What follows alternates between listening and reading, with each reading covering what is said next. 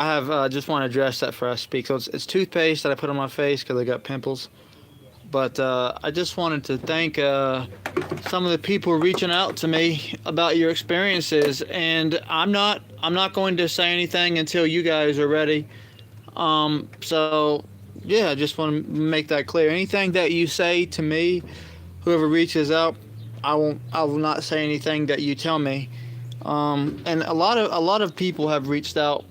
Um, so just wanted to address. So I've been reaching out a lot on Nextdoor. Nextdoor, in my opinion, is good because it's my area where I live at, and a lot of people are starting to see this stuff, and so they should see. And because I've been going through this stuff for a while. I mean, we spent all this money on lawyers. I had to pull out of investments, and it's like lawyers were insane. So some of the things that posting. So a little bit about Nextdoor is it's supposed to be for local, like the surroundings, so people can interact with each other and understand about their neighborhood. So I've been posting on there. Now my stuff keeps getting flagged. I keep getting, and I've been suspended for posting. Even though because we have biased moderators, and you have people that just don't. Anytime you say something about the police, they get offended by that, and then they want to pull your stuff down. And what's crazy? Let me tell. This is why I think it's crazy. Similar people, the same people will be talking about how they love animals and stuff, and it's like, I mean, what's the difference? Like, I'm a human being, and this happened to me, and it's like, well, forget you guys, just because you're talking about something that happened to you, but it involves a cop, and it's like, I've always had the utmost respect for the police. I didn't become I didn't start really disliking the whole thing until this stuff happened to me. Never. I've actually been pro police. As a matter of fact, I've been pro police. That's just because I expected them to protect our communities and stuff and do what's right. But in reality, that's not what's going on. And so we're living in a world where, and all these people tell me, I've literally heard from in the past month, I've heard from at least 10 different people about issues just in Alamance County, and they're afraid to speak out about it. This is supposed to be protect and serve. Sorry, I have gnats, but protect and serve. And you have it's not only police, it's other stuff. It's other entities that are engaging in the misconduct. But specifically, I've had people reach out to me for various reasons. I mainly only know how to discuss civil rights issues because I went to school for it, and I studied past that. Thank you for tuning in, Thomas. So I studied college. I studied in college this stuff, so that's why I know. But you hear about government corruption in these other countries. No, it happens here in America right now. It happens all the time. And I can tell you, from living in a small community, that's kind of the worst when you're dealing with stuff like this. And the reason being is you have people. Let's take Gibsonville for example. I'm essentially a visitor or a stranger to them. These people have been here for generations and generations, and so they end up getting in these positions, these powerful positions. You know, not necessarily that smart, but they just kind of inherited it. And so when you have a small community, you have the mayor, people like that. I have a lady dealing with something with the mayor actually. I can't specify, but you get community leaders in a small town like this, the mayor, the alderman, whatever. you report something. If you report something, a lot of times they're not gonna do anything anyways. And then if you're reporting on their friends, they damn sure ain't gonna do nothing. And this is what you run into. You run into that stuff and this issue, and it's a problem. It's not just these third world countries. It's everywhere. And and that's what's affecting. You have people, and it's all over the place.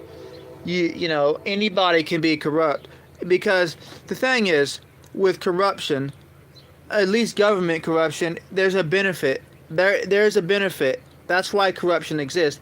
It's not always a money benefit. It sometimes it can be a favor. So I'll just, hello, little blogger, Cushy. But the benefit, and I'll give you an example. When my lawyers that represented me, I talked to a sheriff about this when I suspected it, is lawyers will trade favors. Sorry, all this toothpaste, but lawyers, and if they know they have a winning case and the DA needs them to tank a case, maybe they'll tank it for a favor. And they don't openly say this, because obviously they wouldn't be in business. I'm from North Carolina, but you have lawyers that will intentionally tank cases, or you have the prosecute. Normally, it's the lawyers, so it's kind of a give and take. Now you might have the lawyer, you might have a lawyer do a favor for somebody, do a favor for a DA, and throw a case that they know is very winnable. Or like, for example, a lawyer might have like a $20,000-$30,000 case. Like you might see like a celebrity or minor celebrity. They're caught up in a jam where they did something illegal, but they're paying the lawyer. And so when you're paying for lawyers, you're paying for the connections they have. You're not paying for you're not only paying for the expertise. You're paying for what they bring to the table as far as in their friendship, and that's how a lot of deals are made. Nobody, like a lot of at least around North Carolina where I live, they're not really following the law. It's built on personal relationship, and they're not going to tell you this, but I'm telling you from experience, from watching it and from diving into this. These people, these lawyers, these DAs, the judges not so much. It's the lawyers and the DAs.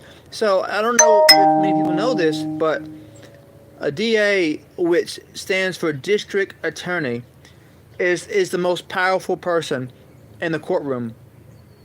And the reason being is they have the ability to bring the charges. They can drop charges without getting, permission from a judge. So in general, the DA is the most. This is what we were taught in college. The DA is the most powerful person in the room. And I'm not a lawyer. I started to become a lawyer, and I dropped out and switched my major. But it's like you can look up what I'm saying, as far as in like the prosecutors. But this is what goes on, and you have prosecutors that can know a person is innocent. They can know a person is innocent and still pursue a case. And generally, the people that are affected by corruption the most are poor people. Poor people and uneducated people. So, I'm not poor, but I'm not rich. And I'm very educated. This is why I'm fighting back. But generally, you see a low income person. Show the front side. I'm reading the comments. I don't know what that means, but you see generally it's poor people that will take pleas for something. Poor people that will take pleas for something they didn't do. Like, let's say they've been sitting in jail for like a year or something, and this happens all the time. Actually, when I was younger, I had caught some charges for something that I didn't do. Chick lied on me and said I smacked her, even though I had witnesses that said that I didn't, but I still got taken to jail, and the case was eventually dismissed. You might have something like that to where you're charged with something, you don't have the money to make bond, and then you've been in jail and you just want to get out. Food sucks, all this stuff. North Carolina, the food sucks, and you want to get out. You're just tired of it. So you've been in there for like 7-8 months. Of course, an inmate's going to take a plea deal to get out of this charge, and this is it's disgusting because America is supposed to be, you know, the land of the free and all this stuff, and it's supposed to be justice. But we have all these politicians and these government officials doing stuff, and I'm sure it happens on all types of levels. The only difference is, and I'm sure people know about this stuff, and they're part of the issue. The only difference is it's not being, it's only reported when they cannot hide it. And so, what? Some of these questions are like weird, man. But they, you know, there's a lot of corruption that goes on a regular basis, but it's allowed to go on. It's allowed to go on because, you know, there's not enough proof from the victim. So the victim that the misconduct is going on with could have all the proof in the world. But if they're unable to get the right lawyer, if they're unable to get the right, you know, person to advocate for them, if they're unable to get in the right area or the right atmosphere, then they're stuck, and that's just the way it works for Americans. And so I'm looking to change that, to be honest, so that way it's more fair for other people. Because your economic stability should have no bearing on if you get adequate representation, if you get a fair trial. There should be no barriers, but this is what we end up happening.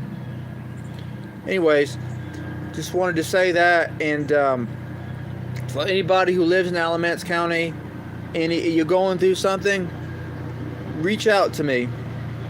I will, if you want me to talk about your story or help you, you know, navigate what you should do, how you should handle your situation, I'll tell you. Peace out.